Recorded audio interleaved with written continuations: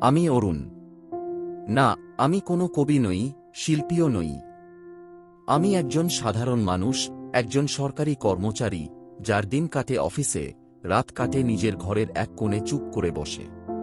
আমার পরিচয়গুলো বহিরঙ্গে যতটা সহজ, ভিতরে ঠিক ততটাই জটিল। আমি ভালোবেসেছিলাম।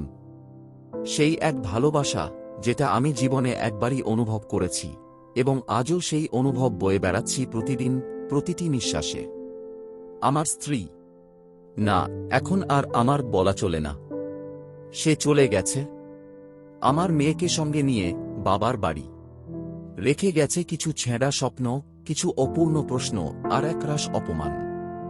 আমি আজও বুঝে উঠতে পারি না আমি কোথায় ভুল করেছিলাম। আমি তাকে সম্মান দিয়েছিলাম, স্বাধীনতা দিয়েছিলাম, চেয়েছিলাম একটি সহজ সংসার যেখানে দুজন মানুষ কাঁধে কাঁধ মিলিয়ে এগোবে। কিন্তু সে বুঝল না, অথবা বুঝলেও মেনে নিল না। তার বাবার কথায়, যিনি আমার পরিবারকে ছোট চোখে দেখতেন, হয়তো সেই ঈর্ষা, সেই গোঁড়ামি ধীরে ধীরে আমার সংসারের ভিত খেয়ে নিল। আর সে হয়তো ভালোবাসার চেয়ে স্বাধীনতার মুখোমুখি দাঁড়াতে বেশি অভ্যস্ত হয়ে উঠেছিল। একসময় আমাকে এমন জায়গায় দাঁড় করানো হলো, যেখানে আমার আত্মসম্মান আর ভালোবাসা দুটোর মধ্যে একটা বেছে নিতে হলো। আমি কোর্টের দ্বারস্থ হলাম।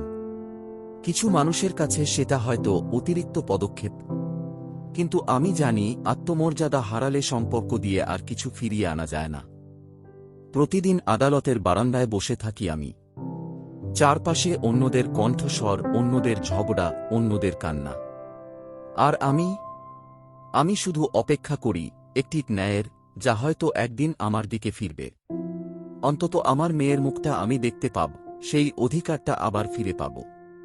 রাতে বাড়ি ফিরে মেয়ের পুরনো খেলনাগুলো দেখি।